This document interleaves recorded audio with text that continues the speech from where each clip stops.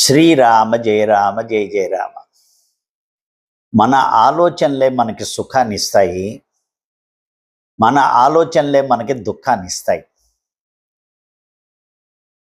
దుఃఖం లేకుండా ఉండాలి అంటే ఆ ఆలోచనలన్నీ మనం గమనించగలిగితే చాలు. దుఃఖం ఇచ్చే ఆలోచనల్ని మన లోపలికి తీసుకెళ్ళకుండా ఉంటే చాలు, దుఃఖం రాదు.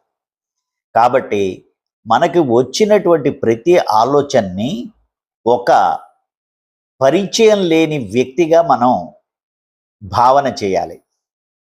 పరిచయం లేని వ్యక్తి ఎవరన్నా వచ్చారనుకోండి, వాళ్ళని వెంటనే లోపలికి రమ్మనం. మనం ఎవరండి మీరు, ఏం కావాలి, ఎవరి కోసం వచ్చారు అని అడిగి అవసరమైన వాళ్ళైతే రండి, లోపలికి రండి, కూర్చోండి అంటాం.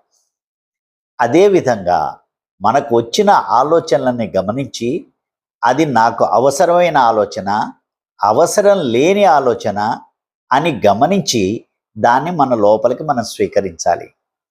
ఒక వాచ్మెన్ లాగా అక్కర్లేని వ్యక్తులకి తలుపు మూసేసినట్టుగా మనం కూడా అక్కర్లేని ఆలోచనలని తలుపు మూసి మన లోపలికి రాకుండా చూసుకోవాలి.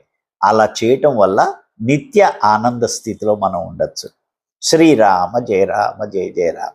నా మాట మీకు నచ్చితే మరొకరికి షేర్ చేయండి, ఛానల్ని సబ్స్క్రైబ్ చేసుకోండి. శ్రీరామ జయ రామ జయ జయ రామ.